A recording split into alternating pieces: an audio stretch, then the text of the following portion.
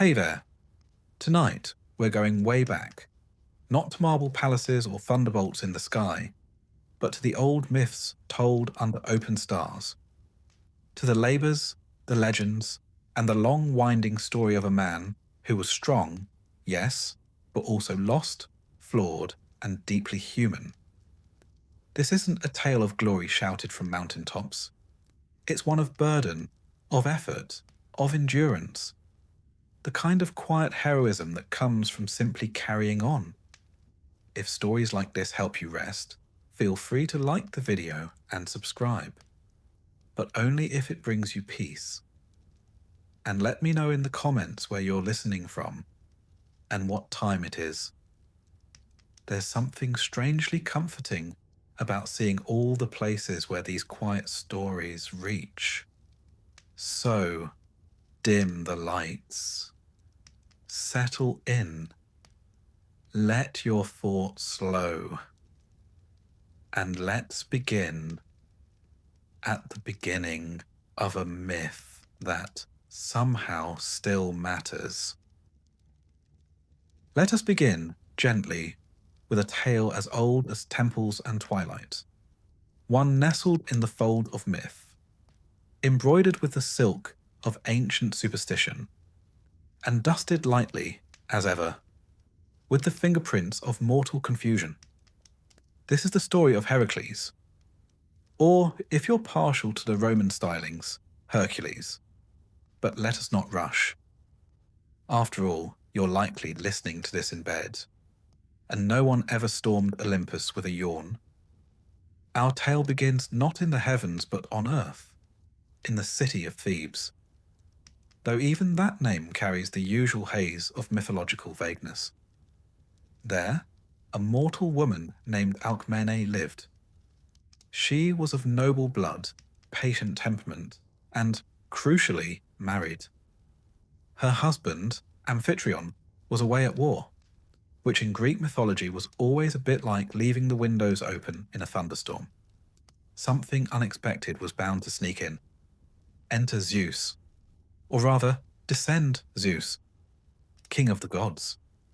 Storm-wielding, beard-flowing, nymph-pursuing Zeus, whose marital fidelity could best be described as conceptual. Now, Zeus had taken a liking to Alcmene, not because she sought divine company, but because she didn't. And as Greek myth goes, that was practically an invitation. Zeus disguised himself as Amphitryon, returning from war a bit earlier than scheduled, and spent the night with Alcmene. He even stretched the night into 3, manipulating time as only a thunder god can, which seems excessive even by divine standards.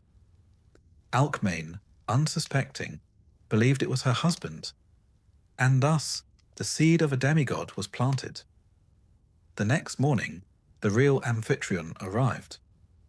Understandably, Alcmene was confused. Amphitryon too was puzzled when she congratulated him on their romantic evening, which he hadn't yet had.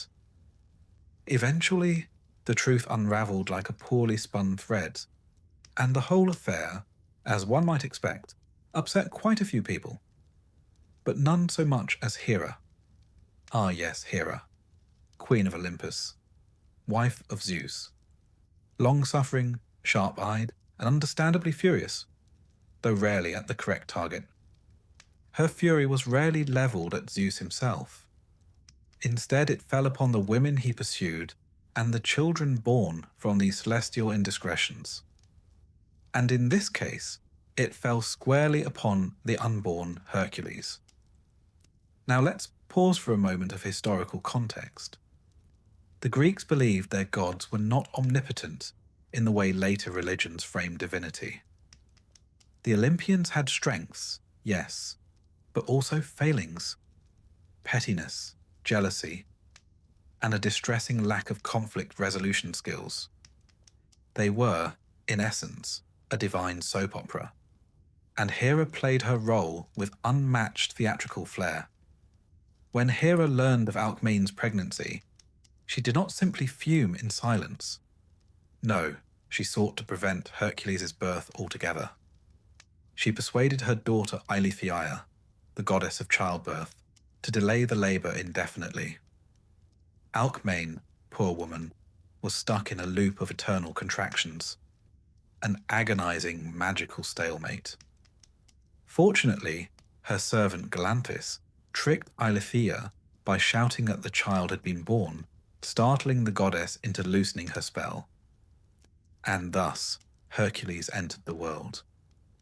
From the very beginning, he was no ordinary child. For one, he was enormous. Infant Hercules was said to have the strength of many grown men and the appetite of a small army, a rather inconvenient combination in a nursery. Hera, still determined to ruin his existence, devised another plan. One day, she sent 2 serpents into his cradle.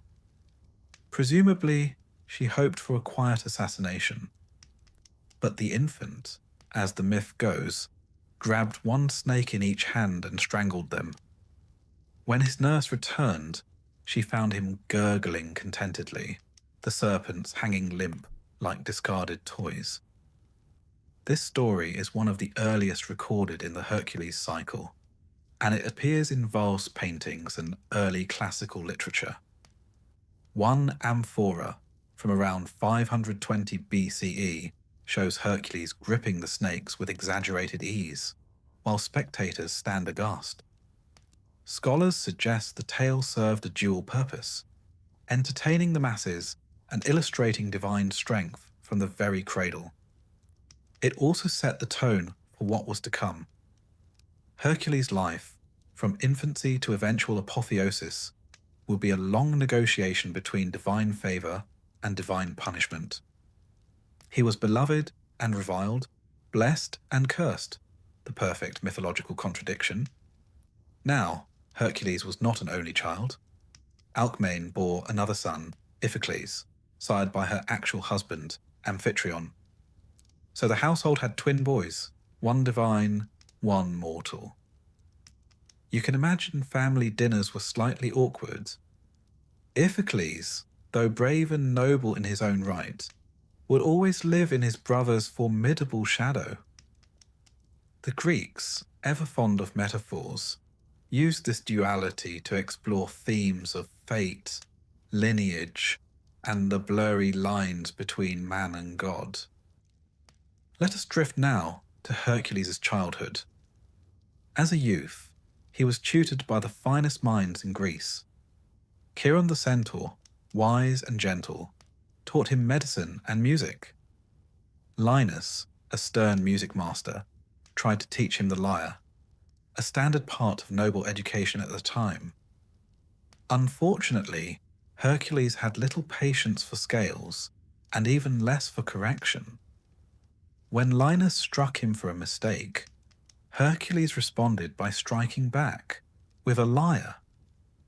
The incident ended tragically, and Hercules was sent into exile for manslaughter. Greek legends are replete with such educational mishaps. Despite the setback, Hercules grew in strength and stature. He hunted lions, wrestled centaurs, and completed feats that would put any modern gym regimen to shame. One particularly early exploit included defeating a lion ravaging the plains of Cithaeron. He wore its skin thereafter, the same pelt often confused with the Nemean lions in later tales.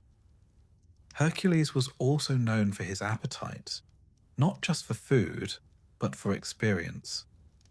He drank deeply from the cup of life, often to the alarm of those nearby. One anecdote tells of him single-handedly finishing an entire banquet before the other guests had even arrived. Whether true or not, it cemented his image as larger than life in every conceivable way. Yet he was not without fault. His temper, especially, was both legendary and dangerous, a flaw that would follow him throughout his life. The most tragic result of this flaw came in early adulthood. Hera, ever the patient strategist, struck again, not with serpents but with madness.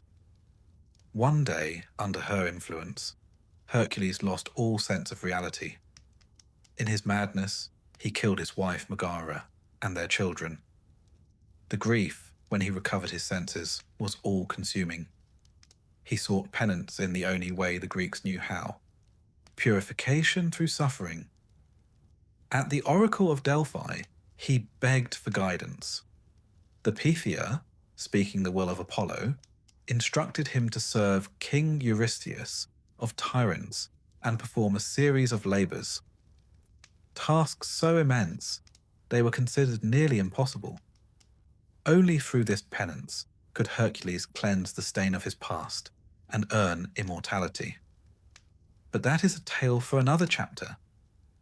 Historically speaking, the Greeks did not simply invent Hercules out of whole cloth. He may have originated as a hero in Mycenaean times. His name appears in Linear B tablets from the Bronze Age, spelled as Heracles. Over the centuries, his legend expanded and shifted, adapting to each generation's needs. In the 5th century BCE, Athenian playwrights portrayed him as a tragic figure, while the Romans later transformed him into a symbol of imperial strength. He was also worshipped, not just told of in taverns and epics, but honoured in sanctuaries and festivals. The cult of Heracles had real-world followers who left offerings at temples, prayed for protection, and even ran athletic games in his name.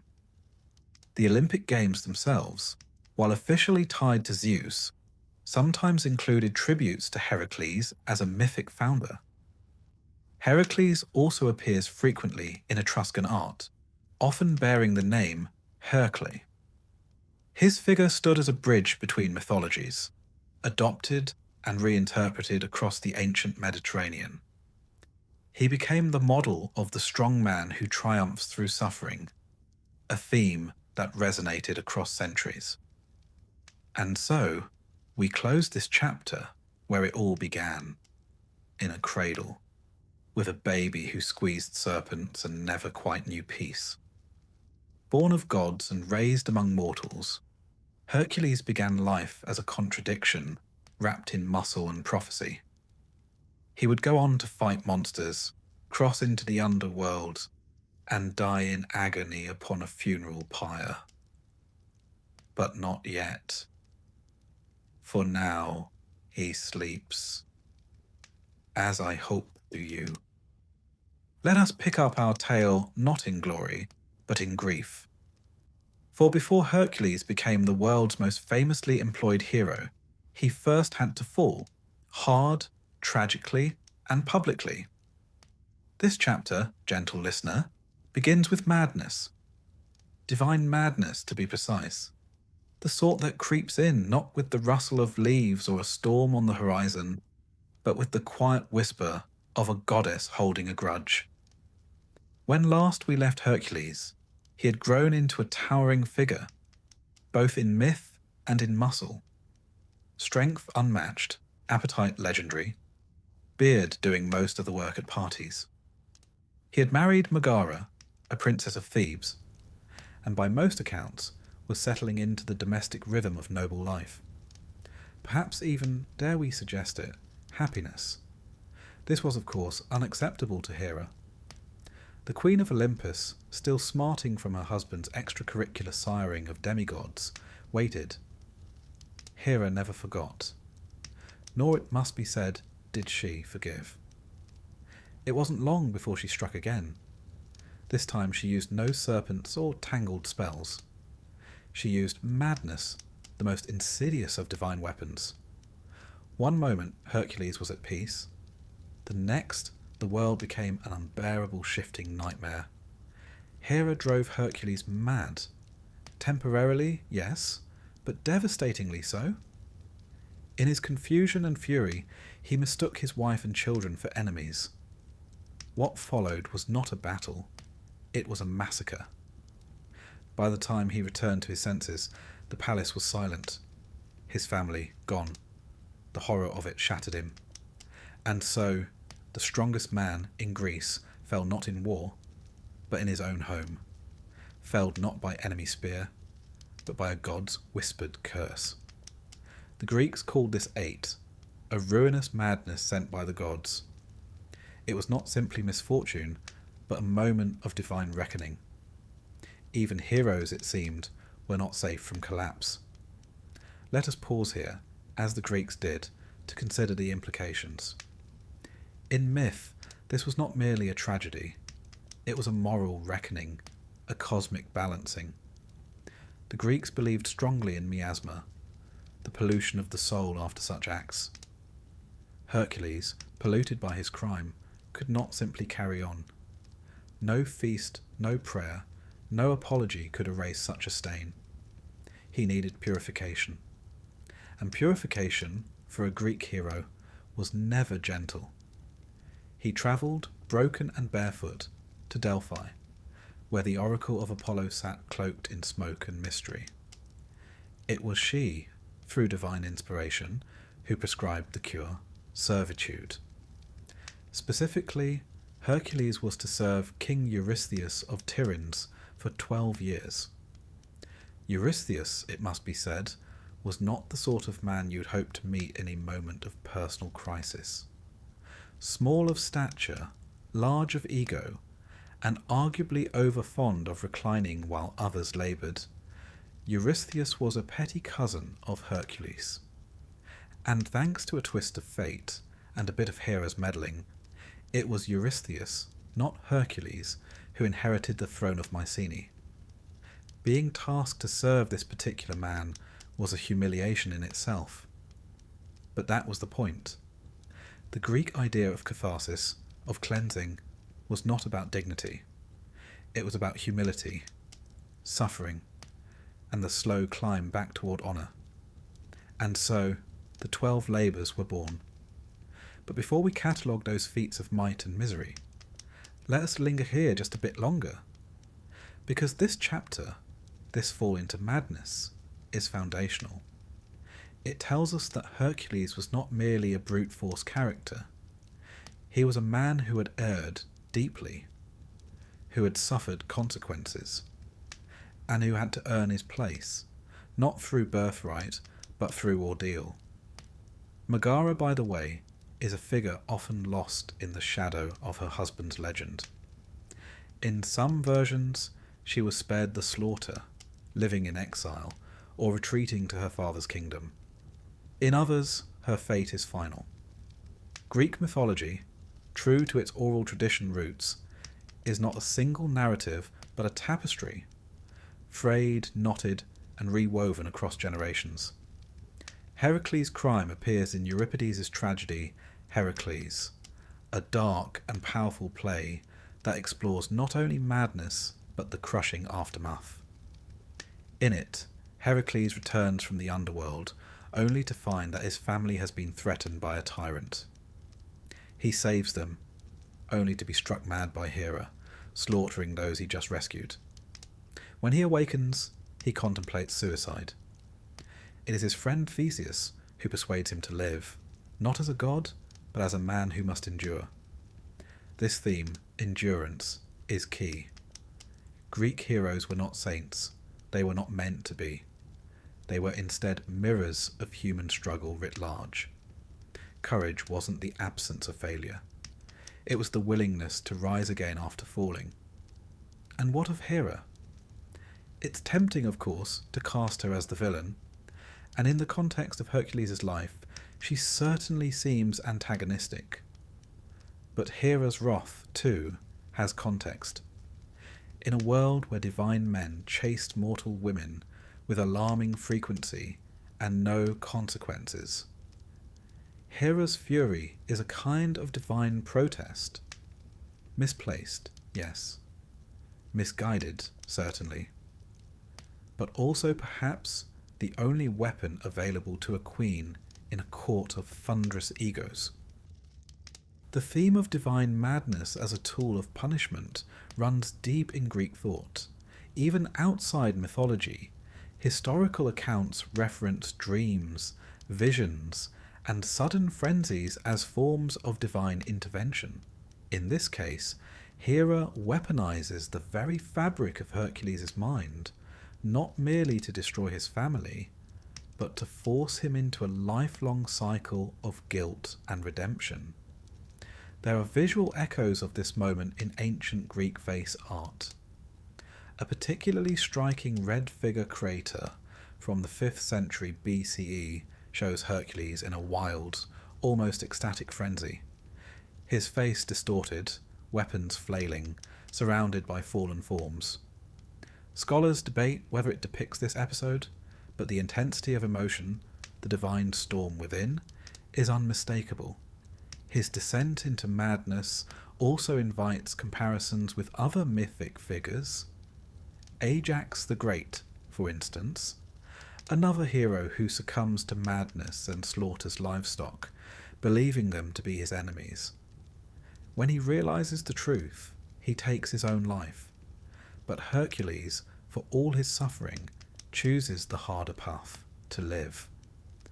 After his consultation at Delphi, Hercules submitted to his fate. The next 12 years of his life would be defined not by his lineage, nor by his ambitions, but by his obedience to a cousin who couldn't have lifted his lion pelt if he tried. The irony would not have been lost on the Greeks. It was meant to sting. Hercules was not sent to war or handed a sword. He was given a list. The labours that would follow, slaying, fetching, cleaning, capturing, each came with its own trap, its own sting in the tail. Some were meant to humiliate, others to kill, and all of them were intended to break him. But we're getting ahead of ourselves. There is, in fact, a faint but curious echo of this structure in modern literature and cinema. The hero who falls, the self-imposed exile, the slow path to redemption. From Arthurian knights to Shakespearean kings, from comic book titans to tragic anti-heroes, the blueprint is still there. And it begins so often with a fall not from battle, but from within. Even in early Christian traditions that emerged later, echoes of Hercules' arc can be found. The notion that redemption is earned through suffering, that strength lies not only in might, but in submission, in endurance, in service. Hercules' later worship often emphasized this redemptive arc. At sanctuaries in places like Thebes and Thasos, votive offerings often included miniature clubs and lion skins, symbols not just of strength, but of trials overcome. Pilgrims prayed not for ease, but for the strength to endure difficulty, just as Hercules had. His myth inspired the Stoics of the Roman period too. The philosopher Seneca referenced Hercules frequently, not as a brute, but as a moral figure.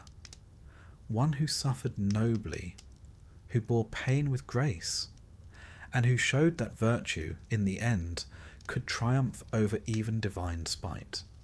So if, by this point in the night, your eyes are heavy and the room quiet, let us leave Hercules in a moment of stillness. His past in ruins.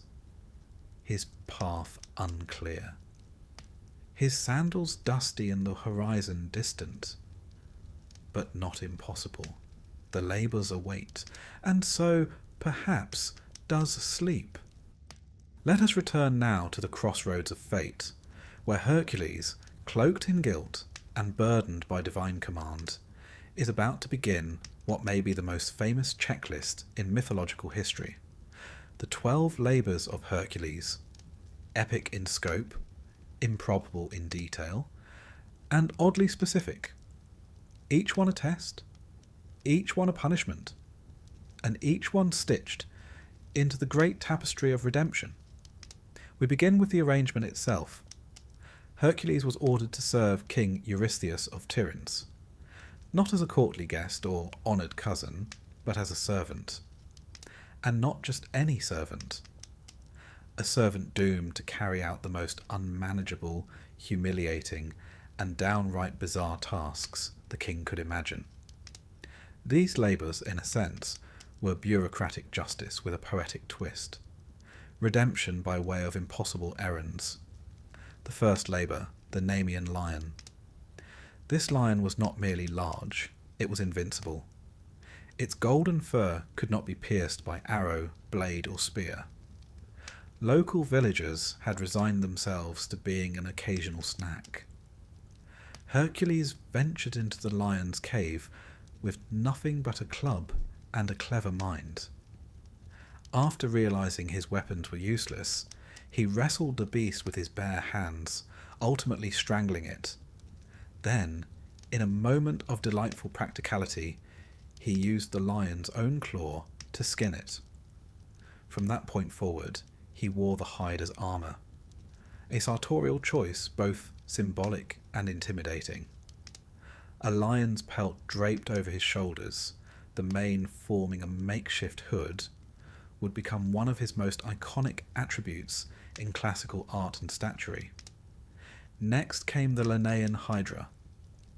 The Hydra was a water serpent with 9 heads, or perhaps more depending on the storyteller, and for every head cut off, 2 grew in its place. A rather discouraging design feature. To make matters worse, it lived in a swamp near Lerna, and its breath was poisonous. Hercules attacked with sword and fire, while his nephew Iolaus burned the neck stumps before they could regenerate. Teamwork, it turns out, is a heroic quality too. Hera, watching from Olympus, was so annoyed she sent a giant crab to help the Hydra. Hercules crushed it. The gods later turned both monsters into constellations. Because even petty divine interference deserves a commemorative sky plaque. The third labour was far less glamorous, the Ceryneian hind. This golden-horned deer was sacred to Artemis and faster than any arrow. Hercules was not supposed to harm it, so he chased it, on foot, for an entire year. Yes, a year. Through forests, over mountains, across rivers. He finally captured it gently and explained the situation to Artemis, who, remarkably, allowed him to borrow it so long as he returned it unharmed. This episode is one of diplomacy rather than destruction, a reminder that not every feat need end in bloodshed. It also subtly displayed Hercules' persistence. Rarely does one encounter a monster that must be outwalked rather than outfought. Then came the Erymanthian boar. This creature terrorized the countryside, uprooting trees and flinging farmers. Hercules captured it by driving it into deep snow, another example of brains accompanying brawn. Upon returning, Eurystheus was so frightened by the boar that he hid in a large jar, a moment which, on ancient pottery, is rendered with considerable comedy. Even myth needs its slapstick. The motif of Eurystheus hiding in a pithos, a great clay vessel, would become a recurring joke in Athenian vase painting. One wonders how he managed to govern with such a skittish constitution. The fifth labour was deeply unpleasant, cleaning the Augean stables. King Augeas owned a vast herd of immortal cattle. Their stables hadn't been cleaned in decades. The result, as one might imagine, was less than fragrant. Hercules, showing ingenuity, rerouted 2 rivers to wash the stables clean in a single day. Unfortunately, because he had bargained for payment, Eurystheus disqualified the feat. Evidently, divine redemption cannot be monetized. Yet this labour marked a shift. Hercules was no longer merely a brute, but an engineer. The feat was cited centuries later by Roman authors as an example of problem-solving by force of nature. Labour 6, the Stymphalian birds. These were no ordinary birds. They had metallic feathers that could be launched like arrows and a call sharp enough to shatter glass. Hercules used a set of bronze castanets, provided by Athena no less, to startle them into flight, then shot them down with arrows. a solution both theatrical and effective. The scene was later depicted in mosaics and temple friezes, with Hercules mid-shot, surrounded by flocks of unnatural birds. Let us pause here for a moment. By this point in the saga, Hercules has proven not just his strength, but his adaptability. He solves problems with muscle and mind, with fire and music, with a stubbornness that verges on philosophical. Each task has added a layer to his myth: a golden hide, a nephew's loyalty, a river's cooperation. Labour 7, the Cretan bull. This majestic, ferocious beast had been sent by Poseidon, but King Minos had refused to sacrifice it. Bad manners, especially where sea gods are concerned. Hercules wrestled the bull and shipped it off to Eurystheus, who promptly let it roam free again, as one does with sacred livestock. Some believe this same bull would later be involved in the myth of the Minotaur, a narrative that, like all things Greek, folds in on itself like a well-baked spanakopita. The 8th labour, the mares of Diomedes. These were man-eating horses, truly. Hercules tamed them by feeding them their own master, Diomedes. The horses, possibly surprised by the dietary switch, became suddenly docile. Moral complexity aside, it worked. The horses were led away peacefully. In some versions, the horses were taken to Mount Olympus as a gift, though one suspects the gods had mixed feelings about the snack options. The 9th task was almost civilized, retrieving the girdle of Hippolyta. Hippolyta was queen of the Amazons and possessed a magical belt given to her by Ares. At first, she agreed to give it freely, but Hera, ever meddlesome, disguised herself and spread rumours that Hercules intended to kidnap the queen. A battle broke out. Hippolyta died, and Hercules took the belt. What could have been an easy trade became a tragic misunderstanding, one of many in his journey. The Amazons in turn became a recurring foil in Greek tales, both feared and admired, warriors from a world where power wore a different face. The 10th labour, the cattle of Geryon. Geryon was a 3-bodied giant who lived at the western edge of the world. Hercules had to travel beyond the known world, perhaps as far as Iberia, and retrieve the cattle.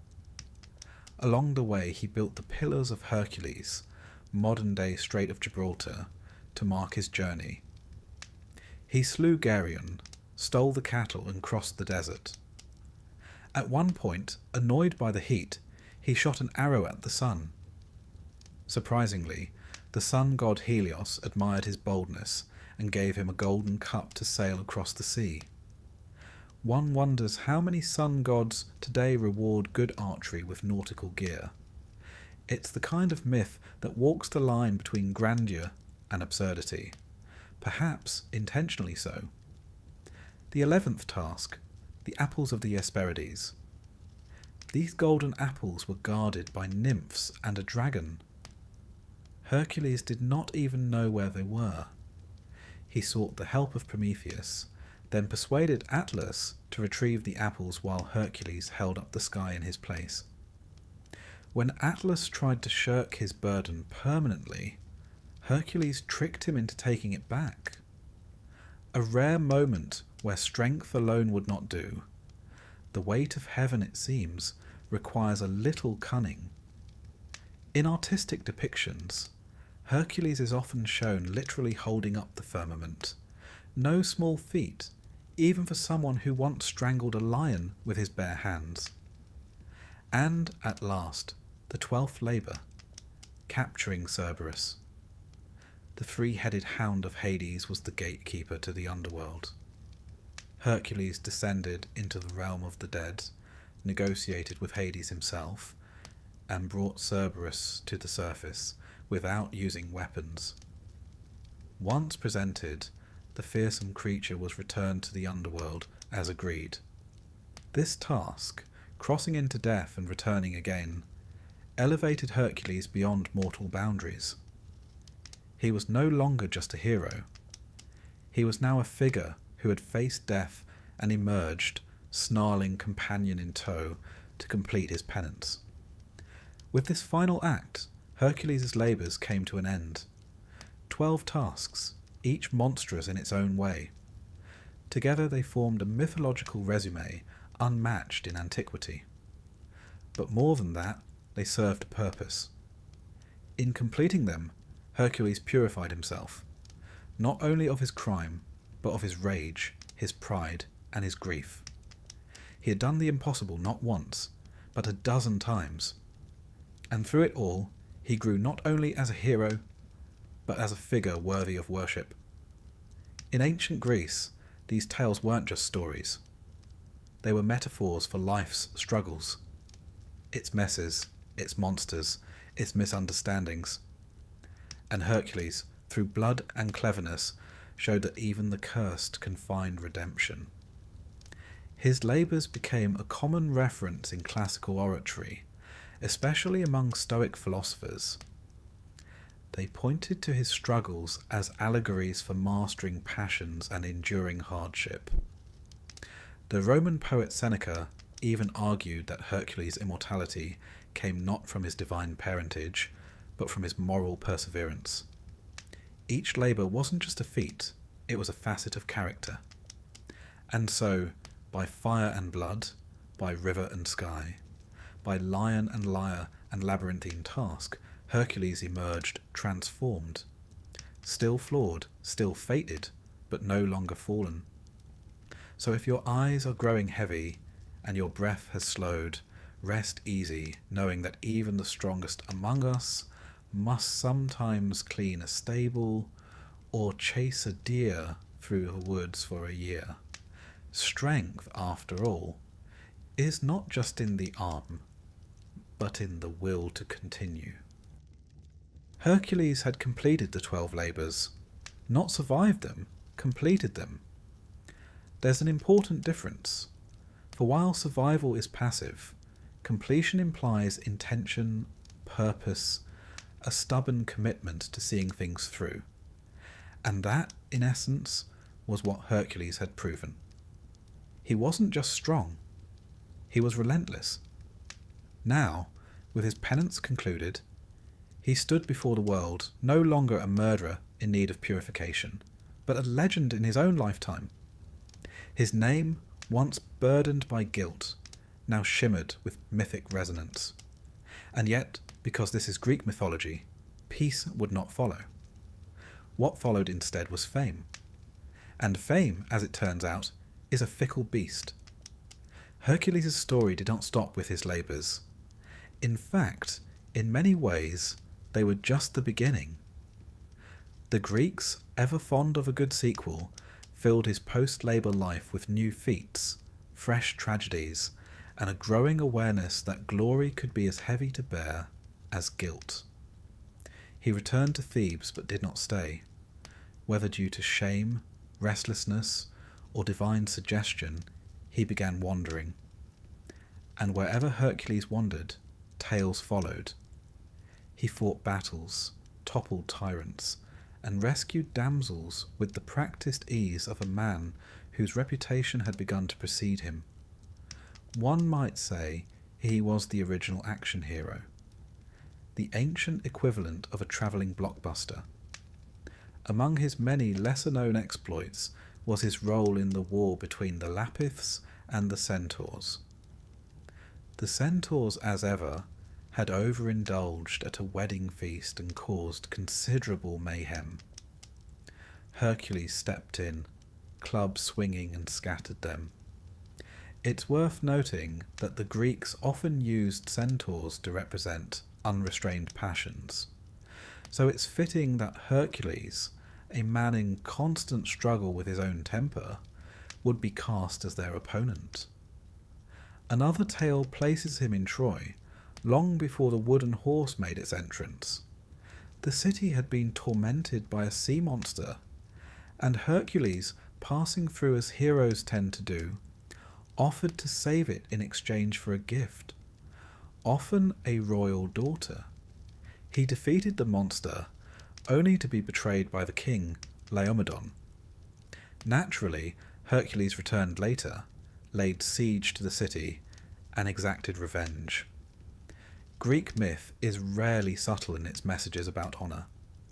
He fought alongside Jason and the Argonauts for part of their voyage, though his stint was brief. When his companion Hylas was abducted by nymphs, Hercules abandoned the quest to search for him, wandering the forest in grief. This moment stands out, not for its drama, but for its vulnerability. The mighty hero undone by affection. Whether romantic or fraternal, the bond between Hercules and Hylas was powerful enough to stop even a quest for the Golden Fleece. These stories, while thrilling, also served a cultural function. They filled in the mythic landscape. Hercules wasn't confined to a single location or epoch. He was pan-Hellenic, claimed by many cities, worshipped in diverse forms. His image adorned temples in Boeotia, Argos, and even Sicily. He appeared on coins, in statuary, and in countless amphorae, usually mid-swing, lion pelt flapping, beard blowing gallantly in the breeze. One story, often overlooked but particularly rich in symbolism, tells of Hercules challenging the river god Achelous for the hand of Deianira. Achelous, capable of changing form, battled Hercules in various monstrous guises. At one point, he became a bull. Hercules, unimpressed, snapped off one of the bull's horns. That horn became the cornucopia, the horn of plenty, a symbol of abundance and fertility. So not only did Hercules defeat a shape-shifting river, but he accidentally invented the most festive table decoration in history. In another tale, he rescued Prometheus, yes, the Titan himself. Bound to a rock by Zeus for stealing fire and giving it to mankind, Prometheus suffered the daily torment of an eagle feasting on his liver. Hercules passed by, took aim, and slew the eagle with a single arrow. A moment of liberation wrapped in divine rebellion.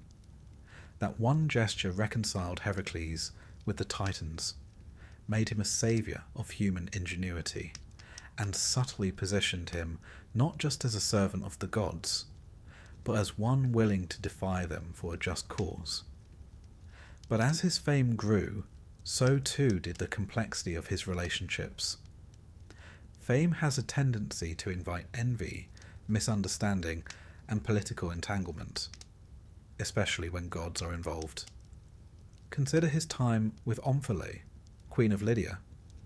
Yes, a queen. And yes, Hercules served her. According to the myth, he was punished once again, this time for killing a guest. A serious breach of Xenia, the sacred law of hospitality. As penance, he was sold into servitude and bought by Queen Omphale, who had him perform domestic duties. He dressed in women's clothing while she wore his lion skin. To the Greeks, this story was both humorous and unsettling. It inverted expectations. The mighty Hercules, embroidering with silken thread. But perhaps that was the point. Greek myth often plays with dualities, man and beast, god and mortal, masculine and feminine. Hercules' time with Omphale was not just comic relief. It was a challenge to his identity. Could a man be strong and still submit?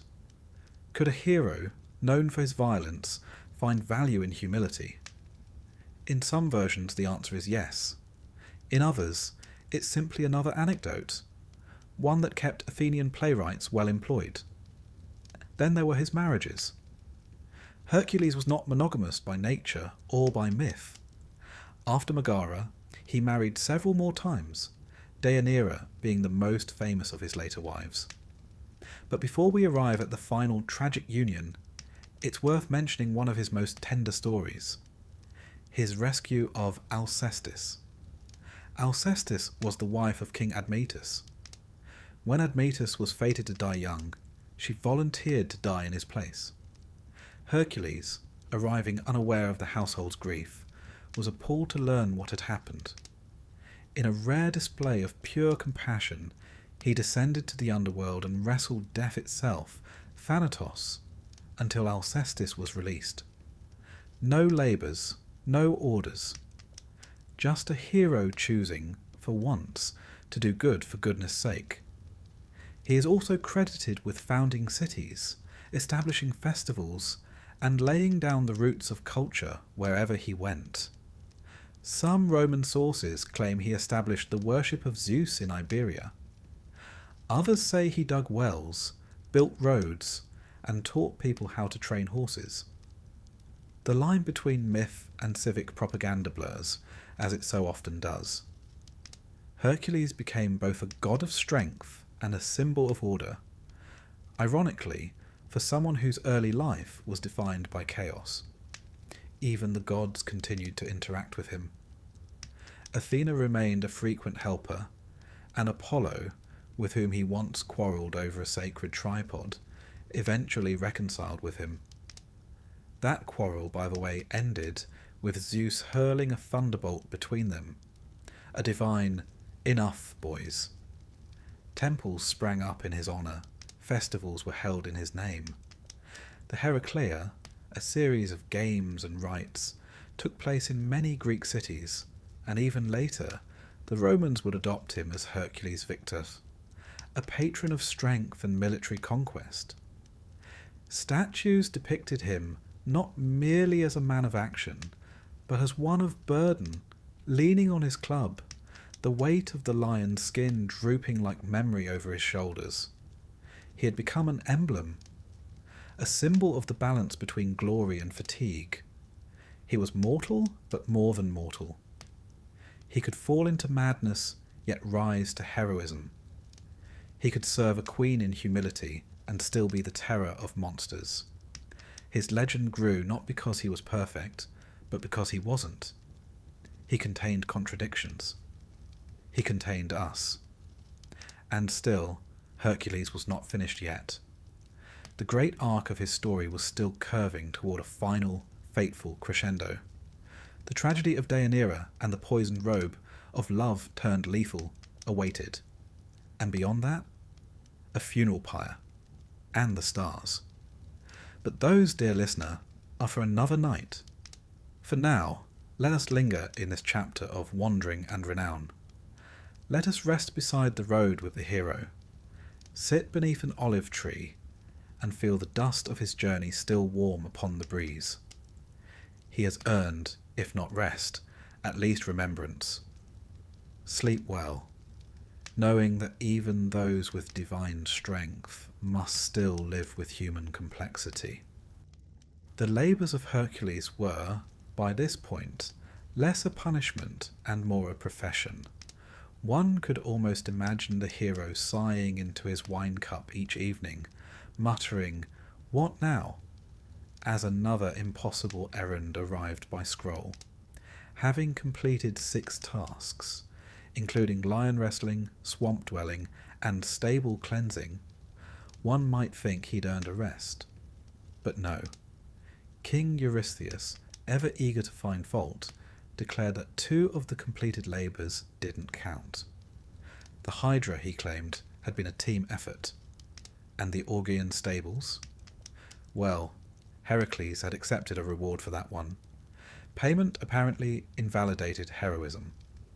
So, with bureaucratic pettiness firmly in place, the total number of labours rose from 10 to 12. And these final 6 were not the sort one could complete within a day's ride. No, they would take Heracles far beyond the borders of Greece, into mythic lands, forgotten corners of the world, and even to the murky gates of death itself. The first of these tasks was to capture the Cretan bull. a creature of divine origin and very poor temperament. The bull had once been sent by Poseidon to King Minos of Crete, who was meant to sacrifice it in honour of the god. But Minos, admiring its beauty, and perhaps seeing in it a fine addition to his personal menagerie, kept it for himself. This, as one might guess, did not please Poseidon, who promptly drove the beast mad. It trampled fields, smashed walls, and breathed fire in the general direction of anyone who looked at it the wrong way. Hercules, for his part, wrestled the creature into submission with little fanfare.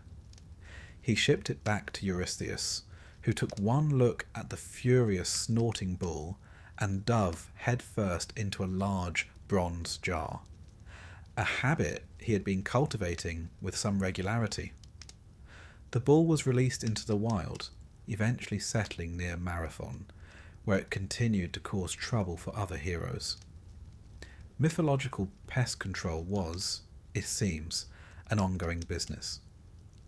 The next task brought Hercules to Thrace, land of cold winds and warlike tribes, where a particularly grim figure named Diomedes kept a stable of horses.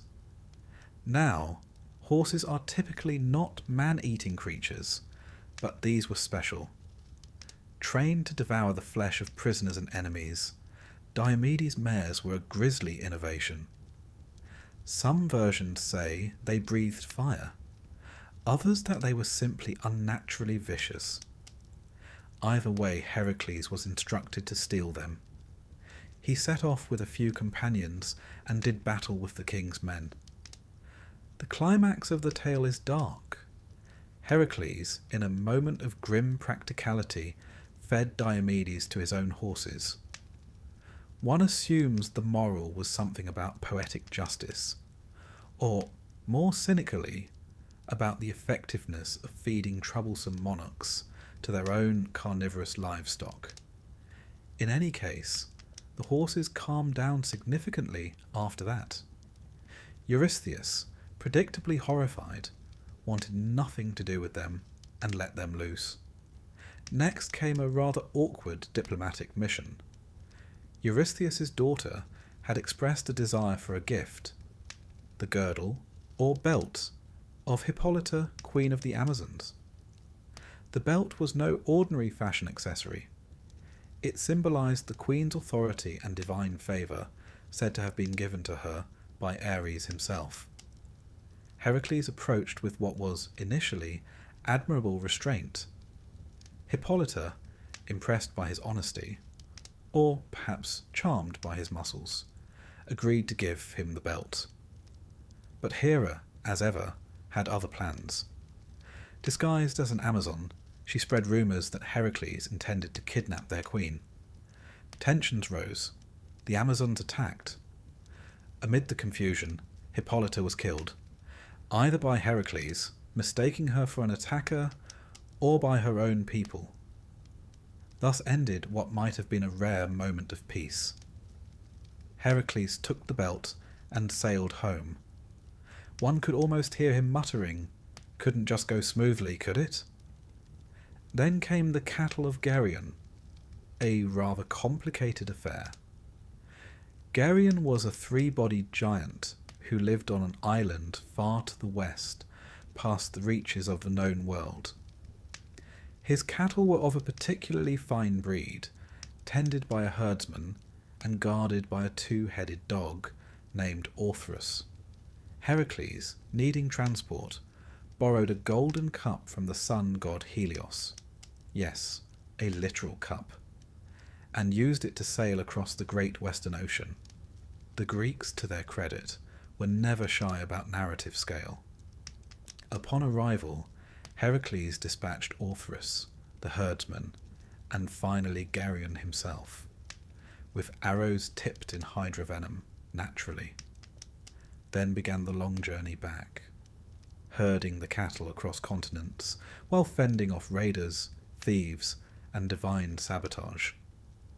Hera, still committed to making Heracles' life difficult, sent gadflies to scatter the herd. Heracles, exasperated but dutiful, rounded them up again. One imagines this was not among his favourite labours. The penultimate trial took Heracles to the fabled garden of the Hesperides, a paradise at the edge of the world, where golden apples hung from trees, grown as a wedding gift from Gaia to Hera. These apples were not for snacking. They symbolized immortality and were guarded by a serpent with 100 heads named Ladon, as well as the nymph daughters of the evening star. Heracles didn't know where to find this place, so he did what any mythic hero would do. He found a sea god, wrestled him into submission, and demanded directions. Eventually, he sought out the Titan Atlas, who stood at the edge of the world holding up the sky. Heracles offered to take the burden, just for a little while, if Atlas would be so kind as to fetch the apples. Atlas, not surprisingly, agreed, and did so. But when he returned, he suggested he might deliver the apples himself, and leave Heracles to hold the heavens permanently. Heracles smiled, nodded, and asked if Atlas could just take the weight back for a moment while he adjusted his cloak. The Titan obliged. Heracles handed over the burden and walked off with the apples. Never underestimate a man who's fought a hydra, cleaned divine stables, and negotiated with immortal skybearers. He's learned a trick or two, and then the final task, one last labour. Heracles was told to descend into the underworld, not metaphorically, but literally, and return with Cerberus, the three-headed dog who guarded the gates of Hades.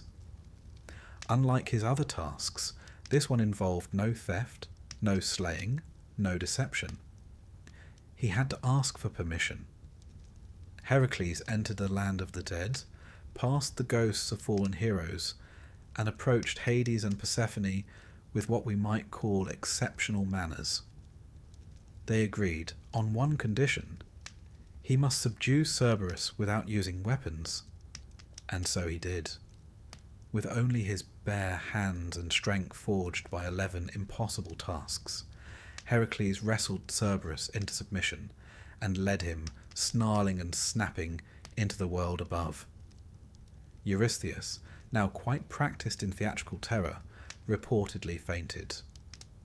Heracles returned the hound to its post at the gates of the underworld, unharmed and likely unimpressed by the mortal realm. At long last, the 12 labours were complete. Heracles had faced monsters, gods, queens and beasts. He had travelled beyond the edges of maps and returned, not only alive, but cleansed of his sins. These trials, crafted by a cowardly king and stirred by a vengeful goddess, had made him into something more than mortal. His name would echo through temples, amphorae, epic poetry, and, eventually, Saturday morning cartoons. But this, dear listener, was not the end of Heracles' story. Far from it. The labours had redeemed his soul, but his mortal life would still be marked by struggle, sorrow, and final transformation. For no Greek hero gets to rest quietly. Not even the strongest of them all. Heracles, having completed his 12 labours, should by all rights have settled into a quiet retirement. Perhaps a small olive grove, a modest villa, and a dog that didn't have 3 heads. But no, this was ancient Greece, where peace was temporary and rest was for the dead. And even then, not always. The truth is, the labours had never been meant to bring Heracles peace. They were atonement, punishment, perhaps even public spectacle. 12 grand efforts to scrub the blood from his hands, yes, but not to soften his path thereafter. He had cleansed himself of the madness that led to the death of Megara and their children, but he had not unburdened himself of fate. and so he remained. Strong, restless, and perhaps, deep down, a little lost. With his divine strength intact and his name known across the Mediterranean, Heracles took to wandering. Not in the lazy sandals in the sand sense of wandering, mind you, but as a relentless figure of myth and muscle. He became something between a mercenary and a demigod in residence, hired by kings, revered by the desperate, occasionally feared by those who had reason to doubt his restraint. He fought battles not listed among his labours, wars not sung about in epic poems. He toppled tyrants, hunted monsters, and even founded cities. Or so the stories go. It's difficult, of course, to know where the real Heracles ends and the embroidered myth begins.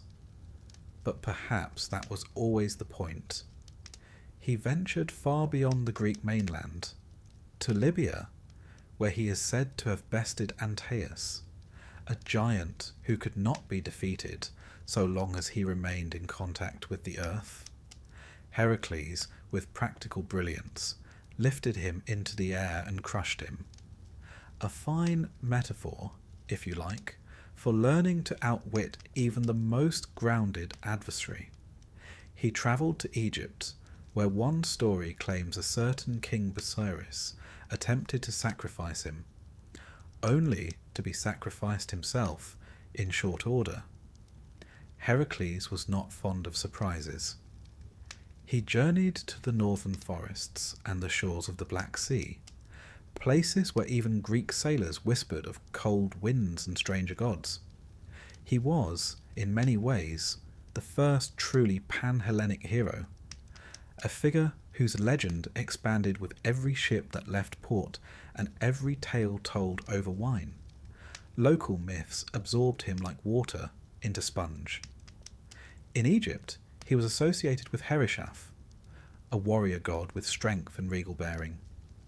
In Phoenicia, they connected him to Melkart, and in Italy, the Etruscans began to whisper his name in their own rights. The Romans, of course, would claim him fully, Latinizing his name to Hercules and casting him in the image of empire itself. Strong, noble, enduring, and always just a touch too prone to violence. But even heroes get lonely. And so it was that Heracles returned briefly to the subject of marriage. He set his sights on a woman named Deianira, a princess of Calydon, known for her beauty, wit, and a certain spirited independence. But winning her hand was not without difficulty. She had another suitor, the river god Hercules, a shape-shifting deity who argued quite reasonably that he had seniority, divinity, and far fewer episodes of public chaos in his past. But Heracles, never one to lose a contest, challenged him outright. The two fought in a contest of strength and form. Hercules turned into a snake. Heracles squeezed him. Hercules became a raging bull. Heracles broke off one of his horns. That horn, in time, would become the cornucopia, the horn of plenty, symbolizing abundance. It's rather poetic that one of the most enduring icons of harvest and feast began as the snapped horn of a god defeated in a suitor's duel. Heracles and Deianira married, and for a time there was peace.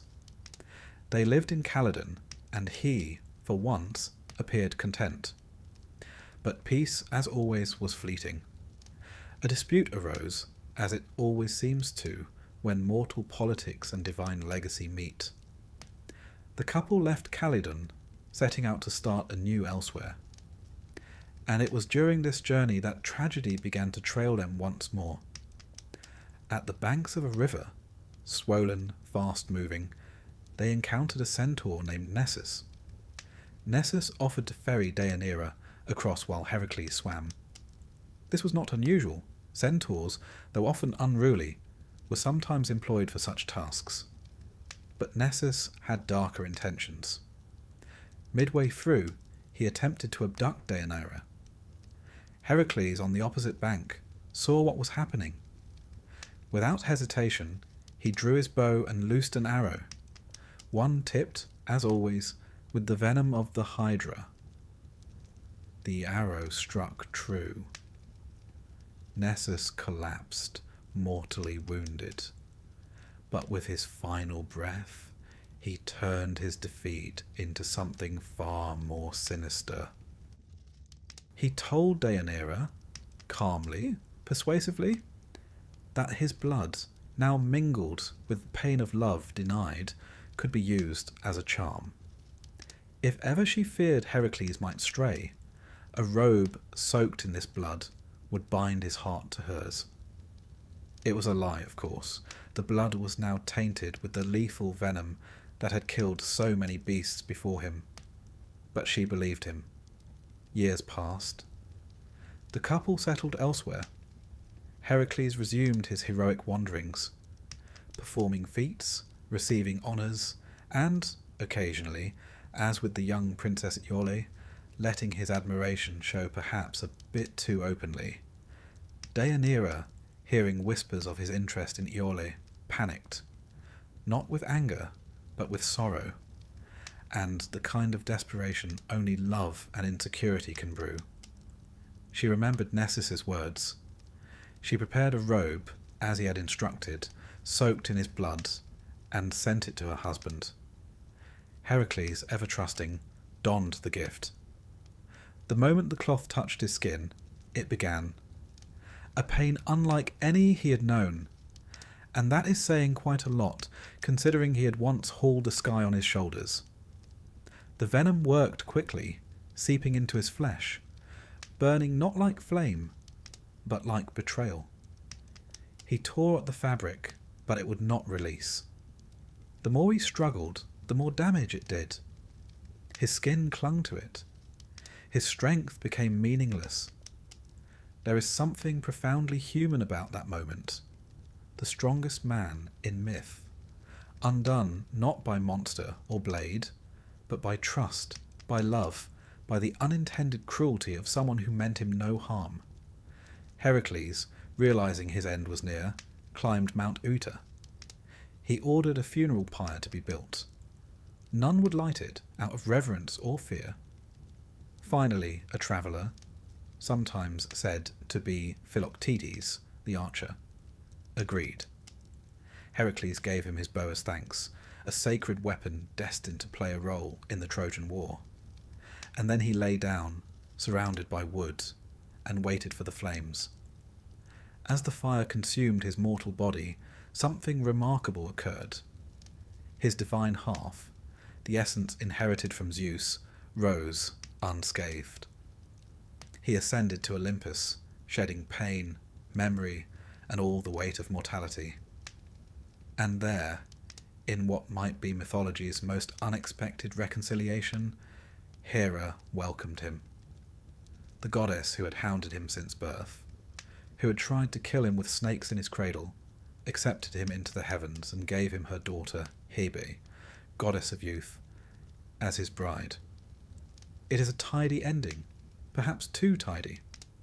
But myth is not meant to reflect fairness, only meaning. Hercules became a god. He was worshipped at shrines across Greece and beyond. Athletes prayed to him for strength. Soldiers invoked his name in battle. Ordinary men, facing hardship, remembered that even Hercules had suffered. He was no longer just a hero. He was a symbol of endurance, of redemption, of the long and painful path from error to forgiveness. His image appeared on vases, in temple carvings, in the minds of poets and orators. The Romans gave him temples. The Byzantines, later, would reinterpret him. And even today his story echoes. In comic books, in muscle-bound heroes on silver screens, in metaphors about impossible labours and the strength to carry on. For Hercules did not simply fight monsters. He fought himself. His impulses, his rage, his guilt. And in the end he emerged, scarred, burned, perhaps even a little wiser, but at peace, Not all heroes are crowned in olive leaves. Some are crowned in flame. Some find heaven not through purity, but persistence. And so we leave him, not on the pyre, not in Olympus, but somewhere in between, still walking, perhaps, in the twilight lands of memory.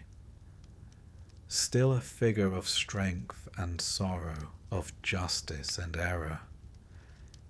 His labours are done. Yours, dear listener, are too. Close your eyes and sleep. The story of Hercules, one might think, had reached its divine conclusion.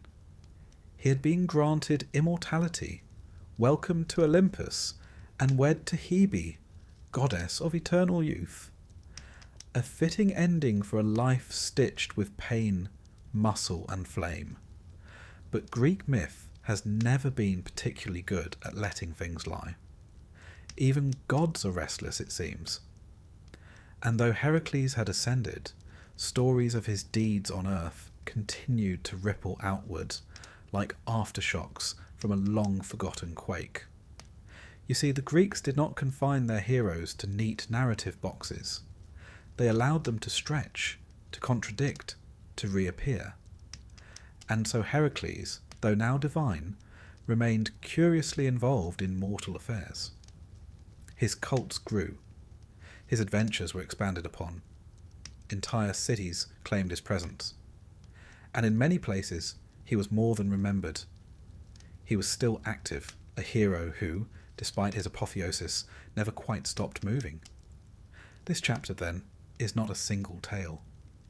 It's a patchwork of lesser-known stories, drifting between myth and cult, between whispered legends and formal ritual. Heracles the Errant, a god who could never quite stay put. To begin with, there is the curious matter of Heracles and Prometheus. Prometheus, as you may recall, had a rather unfortunate time after stealing fire for humanity. Zeus, in a mood perhaps best described as eternally displeased, chained him to a rock in the Caucasus Mountains. There, an eagle, large, persistent, and presumably quite satisfied with its career choice, devoured his liver daily, only for it to grow back again each night. This was divine punishment, with a certain gruesome poetry to it. And then one day Heracles came along. No grand motive is given. He was simply passing through, as gods and heroes often do in these tales, and found Prometheus still bound, still bleeding, still waiting. Heracles, ever practical, took up his bow and shot the eagle. Just like that. One arrow, then he broke the chains. Zeus, surprisingly, allowed it, perhaps moved by the heroic gesture, or perhaps simply tired of the entire affair. It is a striking episode. Heracles, the mortal turned god, liberating the titan who had championed mankind. Two rebels, meeting briefly at the edge of myth, one lifting the burden of the other. It's the kind of tale that doesn't roar. It hums. Quietly, persistently. Not long after, Heracles found himself embroiled in another conflict, this time against a certain King Laomedon of Troy. The king, as kings often are in Greek myth, was both proud and dishonest. He had promised Heracles a reward, horses, to be specific, if the hero would rescue his daughter Hesione from a sea monster. Heracles, of course, obliged. He slew the creature, saved the girl, and then was promptly told that the reward would not, in fact, be given. This was a mistake. Heracles returned later with an army, sacked the city, and killed Laomedon. In the chaos, he handed Hesione over to her choice of suitor. She picked Telamon, Heracles' comrade. Together they would become ancestors to Ajax, one of the greatest heroes of the Trojan War. Thus Heracles, inadvertently and indirectly, helped set the stage for a conflict at Troy, not by prophecy or divine manipulation, but by getting cheated out of some horses and deciding quite reasonably that he had better things to do than accept royal ingratitude. Another tale, less dramatic but no less telling, takes place in the land of Lydia. Here, Heracles entered into a curious period of servitude. He was, according to legend, sold as a slave to Queen Omphale. The reasons for this vary. Some say it was punishment for a murder, not his first nor his last. Others suggest it was a kind of penance, enforced by the gods to teach humility. What's more interesting is what happened during this period. Omphale, unlike most Greek queens, was not content to let a demigod stomp about smashing things. She put him to work, and not in the usual Heraclean fashion. He was made to do spinning, weaving, domestic chores. In some versions, she even dressed in his lion skin and carried his club, while Heracles wore her clothes and jewels. Now, one could view this as comic inversion, and certainly ancient vase painters had a field day with it. But there's something more here. A softening. A hero stripped of his tools, his temper, his public image. A glimpse of the man beneath the lion hide. Or perhaps, more accurately, a suggestion that heroism need not always roar. Sometimes it simply folds laundry. It's a reminder, too, of the Greek fascination with role reversal, with flipping the expected order of things, if only to see what happens. Omphale, strong and shrewd, ruling over the strongest man in myth. Heracles, still formidable, submitting not out of weakness, but out of something almost like curiosity. And then there were the small interventions. Tales too minor for epic, but too persistent to vanish. He helped the Argonauts, in some versions, though he did not complete the voyage. He was present at Calydon, though the spotlight was mostly on Meleager and the famous boar. He trained warriors, advised kings, and occasionally settled scores that no one else could. In Boeotia, he was said to have founded the Olympic Games, though that honour is also claimed by Pelops and even Zeus himself. Still, Heracles' presence at Olympia became fixed in the cultural imagination. Statues of him adorned the gymnasia. Wrestlers poured libations in his name before matches. He was not just remembered, he was present, invoked in the sweat and struggle of athletic glory. And in the Roman world, he was reinvented again. Hercules, as the Latin tongue called him, was no longer a rough-edged, guilt-haunted wanderer. He became a civic hero, a builder of temples, a protector of roads, a patron of trade. Merchants prayed to him for safe passage. Soldiers marched under his image. Emperors draped themselves in his iconography. Even Marcus Aurelius, the philosopher-emperor, admired him, writing of strength and endurance in tones that echo the Heraclean model. But this was a different Heracles, polished, politic, smiling in marble. The raw, impulsive man who had once burned on a pyre was now a mascot of virtue. Still powerful, still noble, but, one might argue, slightly airbrushed, and yet he remained compelling. Across centuries, cultures, and reinterpretations, the figure of Heracles persisted. Not because he was perfect, quite the opposite, because he was human. For all his strength, he failed. For all his divinity, he doubted. He raged, loved, mourned, and tried again. His labours, enormous though they were, mirrored the smaller labours of ordinary life, tasks we repeat, endure, and one day finish. There is a temple to Heracles in Agrigento, on the southern coast of Sicily, or what remains of one. Its columns stand crookedly now. silent witnesses to thousands of years of wind and salt and sun. No one worships there anymore. But the stones are still warm in the summer light, and somewhere beneath the rubble a story breathes. It's a quiet one. A tale not of labours or monsters, but of a man who once tried to find peace. And perhaps, in the retelling, we find some of it too. For the true legacy of Hercules may not be his strength, or his fame, or even his immortality. It may be the fact that he never stopped moving, that he walked through sorrow and flame, across continents and centuries, and left behind a shape, a memory that says struggle is not failure, that toil is not defeat, that even the strongest must kneel and rise again. So let the myths continue.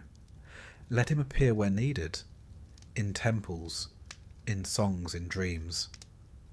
Let him remain the wandering god, the errant hero, the old friend we sometimes remember when things are hard. His club may be gone, but his footsteps remain. Close your eyes, dear listener, and rest. The story of Hercules, by this point, is less a single tale and more a collection of echoes, drifting across city-states, muttered in the shade of olive trees, inscribed on temple walls, painted onto pottery, and carried on the sea winds from one shore to the next. His 12 labours may be complete, but like any well-known figure, his legend didn't stop growing simply because he died, or, in his case, ascended into the company of gods. The Greeks were not particularly concerned with narrative neatness. Heroes returned in dreams, in cults, in songs sung over the coals of a dying hearth. And Hercules? Hercules returned most of all. In temples and rituals, in whispered prayers before athletic contests, in moments of fear, and occasionally, when no one expected it, as a very real presence. This chapter, then, tells of his final transformation, not just from man to god, but from living myth to living symbol. For even after his funeral pyre turned to ash, Hercules' work was far from finished. He had simply changed categories. It begins, fittingly, with Olympus. When Hercules arrived on Olympus, his mortal flesh seared away, his divine half risen, there must have been, one imagines, an awkward silence. Hera, queen of the gods and the eternal architect of his suffering, was not exactly known for forgiveness. After all, she had tried to kill him in his cradle. She had driven him mad. She had set monsters in his path with the same casual regularity that one might set wine on a table. And yet something shifted. Whether it was compassion, fatigue, or a grudging respect for a man who had, despite her best efforts, survived everything she threw at him, Hera accepted Hercules, not only into Olympus, but into her family. She gave him her daughter Hebe, goddess of youth, as a bride, and just like that, the old antagonism dissolved. Perhaps not into love, but at least into ceremony. The marriage of Hercules and Hebe served a symbolic purpose. He, the champion of mortal endurance. She, the personification of immortality. Together, they represented a kind of harmony, the triumph of human effort rewarded by divine favour. On Olympus, Hercules was a strange fit. Most of the gods lounged, plotted, or occasionally meddled with mortals for sport. Hercules, however, was a man of action, a creature of motion. Even among immortals, he was restless. He did not take easily to lounging on clouded thrones or sipping ambrosia while contemplating the nature of eternity. And so, unsurprisingly, he continued to intervene. There are stories of Hercules descending from Olympus to aid in battles. He appears to help heroes, to guide kings. to judge wrestling matches. His status was complicated. Not quite God, not quite ghost, not quite memory, but always there. In parts of Greece, especially in places like Thebes and Argos, Heracles was not just worshipped, he was invited. Shrines were built for him, sacrifices were made, and more unusually, rites were performed to call him down, to ask him to attend. These were not mere devotions, they were invitations for the god to return, to walk again among men, to protect them in moments of trial. One such rite, known as the Heracleia, was celebrated annually in many city-states. It commemorated his death, his burning, and his rebirth. Unlike most festivals for the gods, which emphasized their power and perfection, the Heracleia was about pain and triumph, about the long, scorched road to redemption. His cult grew, and with it, stories multiplied. Some claimed that Heracles now sat among the stars, his lion-skin cloak glittering in the firmament. Others said he walked the roads in disguise, helping travellers and punishing the wicked. And others still, especially the philosophers, began to see him not just as a figure of strength, but as a moral example. The Stoics in particular adored Heracles. To them, he was the embodiment of virtues, the Roman virtue of strength through discipline. Here was a man who had suffered, who had endured hardship after hardship, and who had chosen action over complaint, duty over despair. To live like Heracles was not to be invulnerable, but to be resilient.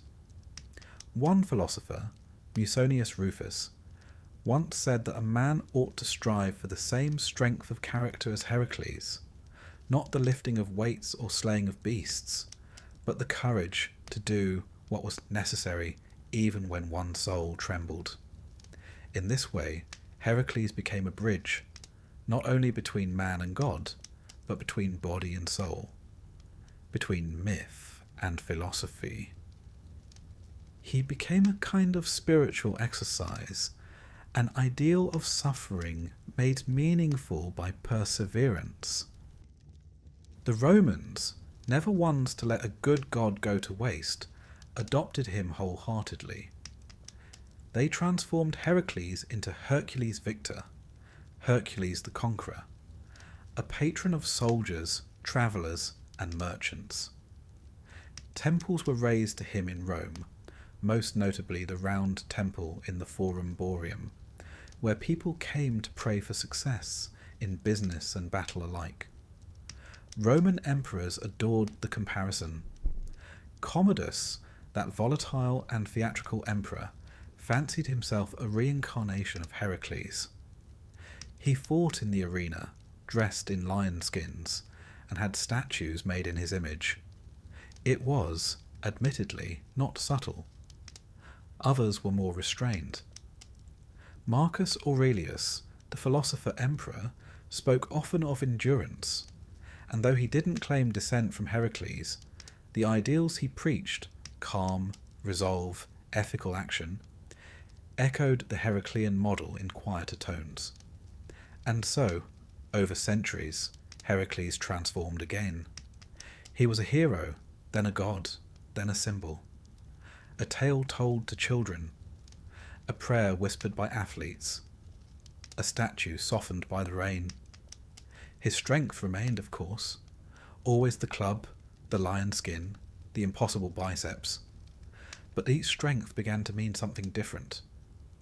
It wasn't just about violence or victory. It was about surviving, about the patience to carry burdens, the courage to atone, the strange grace of starting again. His image changed with the times. The early Heracles was wild-haired, wide-eyed, a man more beast than god. Later, in the Hellenistic age, he was shown older, heavier, more contemplative. Still strong, but now weary. A god who had known pain, a hero who had wept. And through all this, his labours were never forgotten. Artists returned to them again and again: the lion, the hydra, the stables, the apples. Each one became a metaphor: challenges to be overcome, trials to be endured, personal monsters in mythic disguise. They were painted onto drinking cups, etched into stone, told over and over at dinner parties and temple gatherings and public games.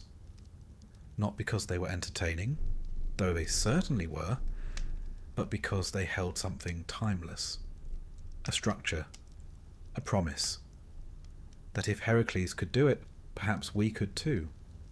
Not slay monsters necessarily, but endure the things life throws at us: grief, doubt, fatigue, shame, and emerge still walking, still trying, still ourselves.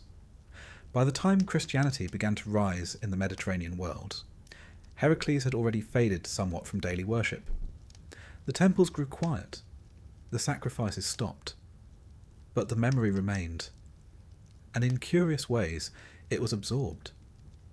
The image of a suffering saviour, carrying burdens not his own, descending to the underworld and rising again. One needn't stretch too far to see the shadows he cast across later sacred narratives. Even today, he's still with us. In the gym, where men and women push their limits under posters of muscled heroes. In literature, where flawed protagonists strive for redemption. In philosophy, where we are reminded that virtue is not born in comfort, but forged in fire. And in bedtime stories, where strength and sorrow dance side by side. Heracles, it seems, has never truly left. He simply changes shape. One day a statue, one day a star, one day a voice in your head telling you to get up and try again, even when everything aches. His labours are complete, but ours, in a gentler, quieter way, go on. So, rest now, dear listener. You've carried enough for today. And tomorrow. Well, tomorrow we face our own lions. But tonight you sleep. The name Heracles began as a whisper in the hills of ancient Greece, perhaps around a fire, or beneath the columns of a small local shrine. But it did not stay there.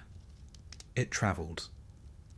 Like a pebble dropped into still water, the story of the strong man who suffered rippled outward, and as those ripples moved across time and territory, something remarkable happened.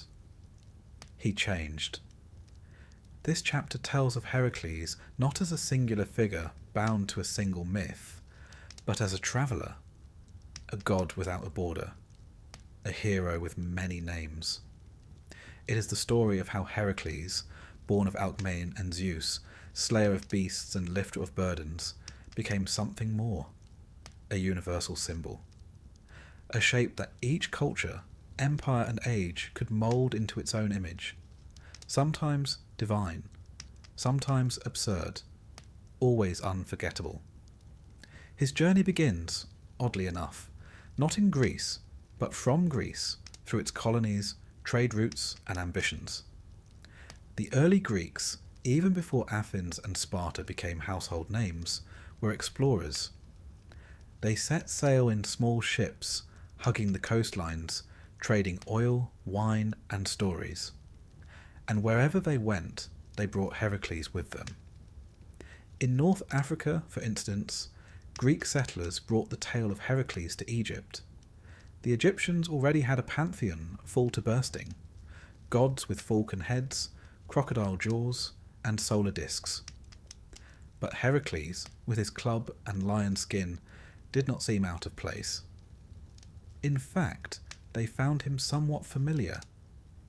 He became associated with Hereshaph, an older Egyptian deity, a creator god with ram's horns, worshipped at Heracleopolis. Yes, they renamed the city, Heracleopolis Magna, the great city of Heracles. In this Egyptian form, Heracles lost none of his power, but he gained a touch of majesty. No longer the wild, brawling hero of Greece, he became a figure of wisdom, even kingship, a god of renewal and rulership. It is always fascinating to watch how cultures, when handed the same myth, choose to interpret it not by its original logic, but by their own need. In the East, among the Persians and later the Indians, the Greeks introduced him as part of their imperial storytelling. After Alexander the Great swept across the known world, from Macedonia to the Indus River, he brought with him not only armies, but iconography, coins bearing the lion-headed visage of Hercules, temples with columns shaped like clubs. In India, some scholars believe Hercules may have influenced, or been conflated with, figures such as Vishnu or Krishna, particularly in the Greco-Bactrian kingdoms where Hellenic and Indian cultures overlapped. In Gandhara art, that haunting fusion of Greek realism and Buddhist serenity, we sometimes find figures who look suspiciously like Hercules, guarding stupas, standing beside bodhisattvas, lion skin slung casually across their shoulders. He had, it seems, become a guardian of thresholds, a protector, no longer wrestling monsters in the swamps of Argos, but keeping watch at the edge of enlightenment. And then there is the West, the Roman West, where Heracles truly reached his second life. The Romans, practical and deeply fond of useful gods, renamed him Hercules and made him a patron not just of strength, but of travellers, merchants, and military men. He was no longer a penitent figure trying to atone. He was a symbol of virtues, of active excellence, of triumph by effort. His club was less about violence now, and more about steadfastness. Temples to Hercules appeared in Carthage, in Spain, in Gaul, and across Britannia. Roman soldiers carved his name into altars along Hadrian's Wall. Even as far north as the Rhine and Danube, his story endured, a Mediterranean hero now clad in the mist of barbarian lands. He was not just a god, but a tool of empire. His labours became metaphors for imperial conquest. Just as Heracles had tamed the wild world in his myths, the boar, the lion, the stables, so too did Rome imagine itself taming the wilderness beyond its borders. But beneath the grandeur, Hercules still retained his complexity. Romans told jokes about him. They painted him in taverns, sometimes drunk, sometimes asleep, sometimes wrestling pigs instead of giants. He became, oddly enough, a figure of affection, more human than many of their distant, aloof gods. In Hispania, modern-day Spain and Portugal, Heracles was said to have founded Cadiz. The Pillars of Hercules, those two mythical rocks on either side of the Strait of Gibraltar, marked the edge of the known world. Non plus ultra, they said, nothing further beyond. A neat reminder that even the strongest man in legend had limits. And then, perhaps inevitably, Heracles passed into story. As the Roman Empire waned, Christianity rose. And like many pagan figures, Heracles was gently repurposed, not entirely discarded, but no longer worshipped. In medieval texts, he appeared not as a god, but as a cautionary tale. A strong man, yes, but one undone by pride, or lust, or wrath. The same traits that once made him heroic now made him tragic. Still, he would not disappear. In the Renaissance, that great rebirth of classical knowledge, Heracles came roaring back. Artists painted him with glowing skin, rippling muscles, eyes cast upward in stoic determination. Writers invoked him in Latin verse. Philosophers used him to argue for the nobility of struggle. Michelangelo sculpted him. Rubens painted him. In Florence, he became a civic symbol. the strong man who defends the city from chaos. A very localized Hercules, you might say, complete with Florentine fashion and political nuance. In the 18th century, Enlightenment thinkers adopted him again, this time as a symbol of reason triumphing over superstition. The Hydra became ignorance. The stables became the corrupt institutions of church and state. The metaphor evolved, but the shape remained. And then, in the 20th century, something altogether different happened. Hercules went to Hollywood. He was played by bodybuilders, by Italians in sandals, by the occasional animated demigod with a singing satyr for a sidekick. He appeared in comics, in cereal commercials, in gym names. His strength became a marketing tool, his labours a convenient plot device. And yet, even there, beneath the muscle, the cheese, the fanfare, something of the old Heracles remained. He was still flawed, still funny, still, in his way, trying to do the right thing. He became whatever each era needed. A god in Egypt, a hero in Rome, a saintly sufferer in Byzantium, a cartoon in California. His adaptability is his power. Not just his strength, but his resonance.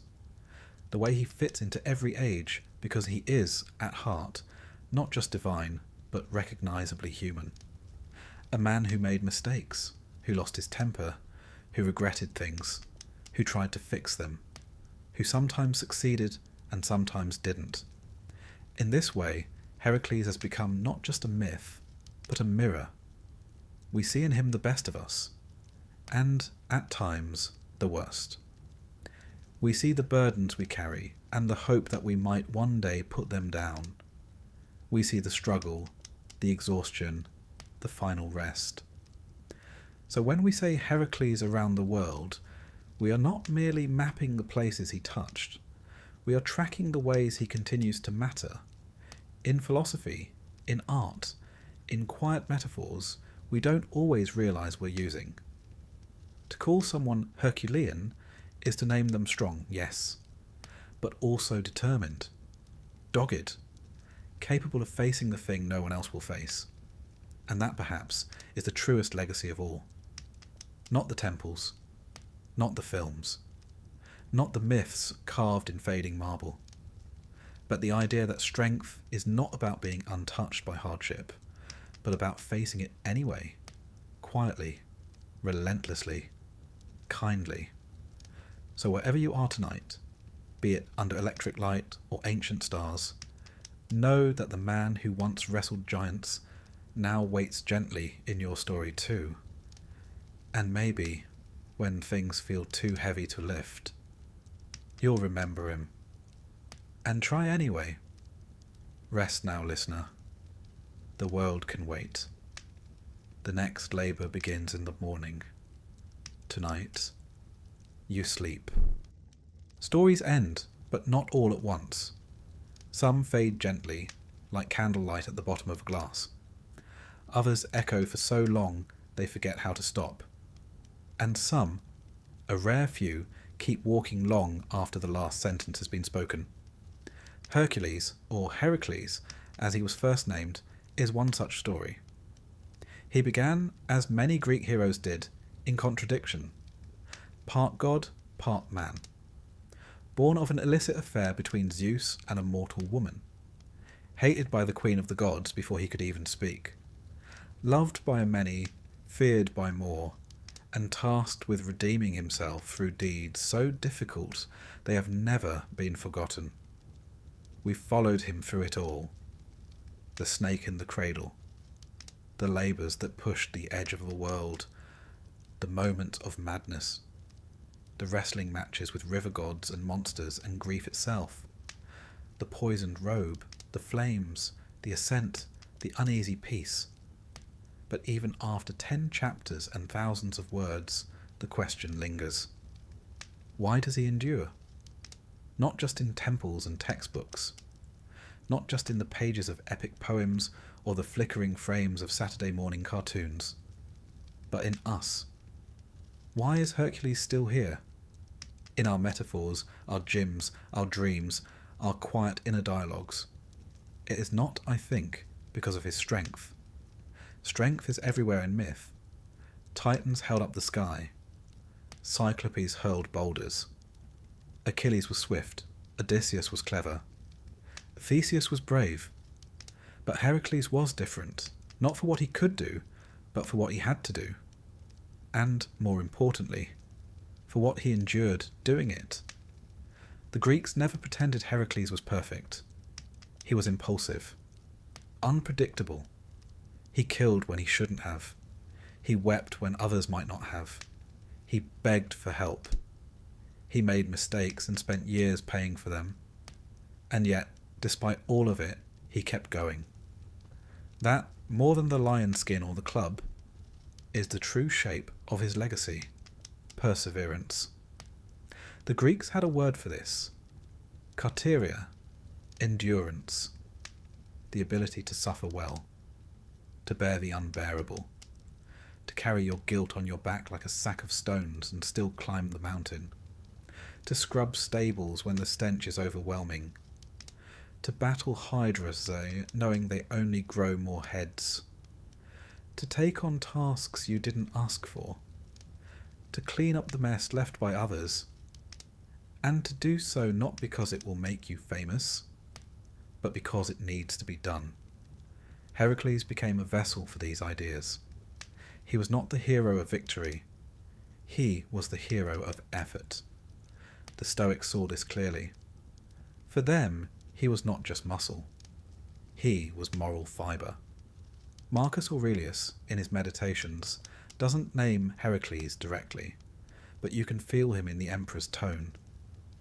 You must build up your life action by action, he writes, and be content if each one achieves its goal as far as possible, and no one can keep you from this. That, in essence, is the life Heracles lived. Not clean, not easy, not without error, but persistent. And in persistence, something divine, even in death, or apotheosis, depending on your view. Heracles didn't settle into stillness. He wasn't transformed into some aloof, distant deity, drifting on clouds, sipping ambrosia in bored omnipotence. He remained active, invoked, present. In Thebes, athletes poured oil over altars in his name. Wrestlers rubbed their arms and whispered prayers to him. Soldiers drew his lion's head on their shields, not because they expected invincibility, but because they needed courage. Traders left offerings before long journeys. Even ordinary people, those not kings or warriors or philosophers, saw in him someone who knew what it was to toil. There is comfort in that. To imagine that a figure so mighty still understood hardship, that even gods once had to suffer through long days and difficult choices, that the divine could emerge not just from miracles, but from repetition, from resilience. He also changed over time. That too is part of his strength. He became what people needed him to be. To the Greeks, he was the flawed mortal trying to be better. To the Romans, he was the empire's brawny cousin, civilized and assured. To the Christians of late antiquity, he became a sort of pagan penitent, one who suffered for past sins and emerged transfigured. In the Renaissance, he returned as the ideal man, strong of body, bold of spirit, occasionally nude in marble but always upright. In the modern world, he became the archetype of the hero's journey. Trials, growth, triumph, even when the names had changed. He was Gilgamesh, Beowulf, Frodo, Luke Skywalker. Every character who begins unready suffers, fails, learns, and somehow, scarred but wiser, prevails. You've seen him, even when you haven't noticed. He's there in the firefighter pushing through smoke, in the parent working 2 jobs, in the student pulling another all-nighter, hoping for a future that feels just out of reach. in the addict trying again, in the heartbroken healing slowly. He is not just in the mighty, he is in the struggling, and he has always been. Because Hercules, as myth, speaks not to our fantasies, but to our exhaustion. He tells us, yes, it is hard. Yes, you have made mistakes. Yes, you are tired, but go on anyway. Do the next labour. Wrestle the next beast. Clean the next stable. Try again. And if you fail, well, even Hercules failed sometimes. The ancient Greeks, for all their dramatics, understood this quietly. Their temples to him were often built on roadsides, at crossroads, at city gates, places where travellers passed through, burdened by distance, by trade, by fear. They prayed not just to be strong, but to keep going. They left offerings of oil and muscle balm and simple food. They asked for patience, for courage, for rest, and not just in Greece, along Roman roads, in the forums of Spain and Gaul, on the windswept borders of Britannia. His name travelled not with spectacle, but with quiet reliance. He became a sort of spiritual companion, the god not of thunder, but of the weary nod at the end of the day. It's telling, I think, that Hercules never became the god of conquest, not of war, not of kingship, but of effort, of survival, of the weary hero who just kept going. There's something deeply human in that. Even his apotheosis, his becoming a god, is not portrayed as glory but as release. He is not swept into the heavens by chariots and trumpets. He burns. His mortal flesh stripped away by pain, revealing divinity not as a crown, but as the quiet core that remained when everything else was gone. He becomes, in the end, the man he was always meant to be. Not perfect, but whole. And so, as this story closes, you might wonder what remains. Not the monsters. Those are gone. Not the labours. Those were his. What remains is the idea. The idea that we can face things, even when they seem impossible. That strength is not measured in glory, but in effort. That you don't have to be a god to matter. You just have to keep going. And sometimes, stop. Lay down your burdens. Rest by the fire. Eat, drink, sleep. Hercules would understand. He, more than anyone, earned his sleep. And now, so have you. So close your eyes, dear listener. Let the world fall away. The labours are behind you. The lion is long tamed, the serpents silenced, the arrows spent. You are not broken. You are not behind. You are simply becoming. As he did, as we all do, and in that long, slow unfolding. You are not alone. The stars remember him, and they remember you too. Good night, hero. Sleep well.